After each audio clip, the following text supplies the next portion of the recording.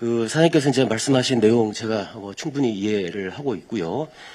다만 이제 이 주차 대행 서비스를 이제 개편하는 목적으로 아까 말씀하셨던 주차 대행 업체 이제 관리, 저희가 작년에도 주차 대행 업체들의 어떤 물품 이제 절도 사건, 난폭 운전, 이런 부분들에 대한 지적이 많았었습니다. 그 문제를 해결하기 위한 하나의 방법으로 주차 대행 서비스를 이제 고려하셨다고 말씀하셨는데, 사실은 주차 대행 서비스 업체에 대한 관리는 사실은 이제 업체를 선정하는 단계 때 이러이러한 업체들은 계약을 하지 않겠다라는 계약 과정에서 충분히 걸러질 수 있는 사안이 아닌가 싶습니다. 예를 들어서 직원들에 대한 교육을 강화한다든지, 또 직원들의 어떤 일탈을 막기 위해서 여러 가지 바디캠을 착용한다든지, 여러 가지 보안 장치를 동원을 해서 그런 어떤 문제를 예방할 수 있는 그런 어떤 그 과정이 있었다고 저는 생각이 되고요. 그리고 아까 이제 주차장 문제도 사실은 아까 단기 주차장이 1832면이 아마 우리 터미널 1에 아마 설치되어 있습니다. 근데 이제 주차 대행 서비스 하루 평균 수요가 1000대, 1200대 정도로 저희가 알고 있습니다. 그렇다면은 이게 현재 이제 회송하는 차량들의 동선이라든지, 또 보관하는 차량들의 장소라든지, 기존에 운영하던 주차장 우리 관리를 최대한 효율화해서 어떻게 하면 현재 상태에서 크게 벗어나지 않는 범위 내에서 서비스를 할 수 있을지에 대한, 제가 말씀드렸던 거는 추가 어떤 대안에 대한 검토를 충분히 하고, 아까 말씀하셨던 제도 개편안을 추진하셨냐에 대한 문제, 그리고 두 번째는 이게 이런 어떤 정책 변화로 인해서 영향을 받는 우리 항공교통 이용자들이라든지 이런 분들의 의견 수렴 과정은 충분히 거쳤는지에 대한 어떤 이제 질문을 드리고 싶습니다. 예, 아까 말씀드린 대로 저희 실무자들이 이게 하루아침에 갑자기 만드는 것이 아니고 수도 없이 많은 물론 이제 문제제기, 지적과 또 우리 스스로 그 주차장의 효율적인 운영에 대한 검토를 여러 차례 하고, 지금 실장님 말씀하신 대로 또 이 주차 대행 업체 직원들의 일탈, 이런 것들을 이 주차 대행 서비스를 개선하지 않고 해결할 수 있는 방안, 이런 것들도 다 검토한 결과 나왔다는 말씀을 드리고요.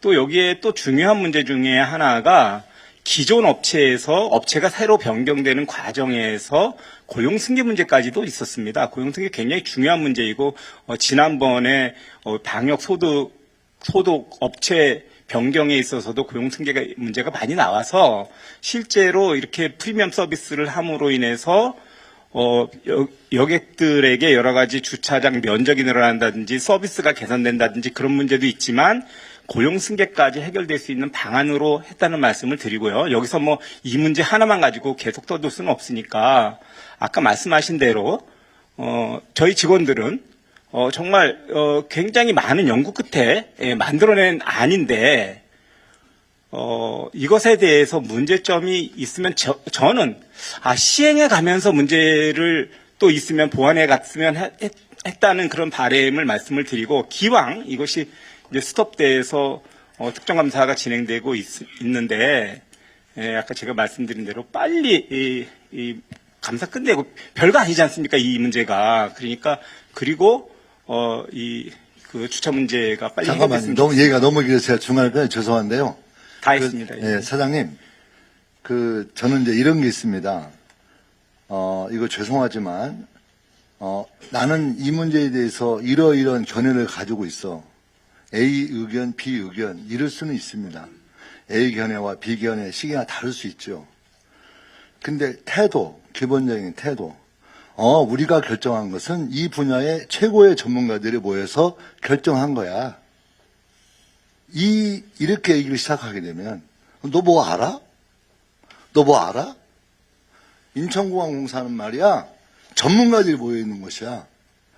그러면 인천공항공사는 항공 전문가들이 모여있고, 철도는 철도의 전문가들이 모여있고, 그렇잖아요. 그 전문가들이 모여있으니까 알아서 해야 되는지, 그렇지 않거든요. 그래서 저는 우리 사장님이 어떤 설명을 할 때 이 주차장 문제에 대해서는 최고의 전문가들이 준비해왔다라고 하는 것을 앞세워서 얘기하기보다는 국민들 눈높이에서 우리는 성의껏 준비했지만 다른 사람들은 어떤 의견을 가지고 있는지, 다른 사람들은 어떤 문제제기를 하고 있는지를 귀담아 듣는 태도가 우선인 게 좋겠다. 저는 이렇게 조언 드리고 싶고요. 또 하나는 이제 그렇게 어떤 그 정책이 나왔죠. 근데 저도 고민을 했거든요. 이거 어떻게 시험하면서 하는 게 좋을지, 아니면 아직 시작이 제대로 안 돼 있으니 바로 언론서도 문제를 제기하고 문제를 파악해야 되는데, 이걸 제가 빠르게 이 문제를 우리 한국시장에서 지시해서 업무를 빠르게 파악하는 게 여의치 않은 조건에서, 그렇다면 아직 시작하지 않았으니 아직 국민들은 기존 방식에 익숙한 거니 그대로 가면서 이거 한번 잘 따져본 다음에 바꾸는 게 좋겠다. 저는 그런 판단이 있을 수 있다고 생각합니다. 그래서 언제나 사고의 중심은 국민의 눈높이예요. 국민들에게 편리가, 또 국민들에게 어떤 이익이 어떤 영향을 주겠느냐.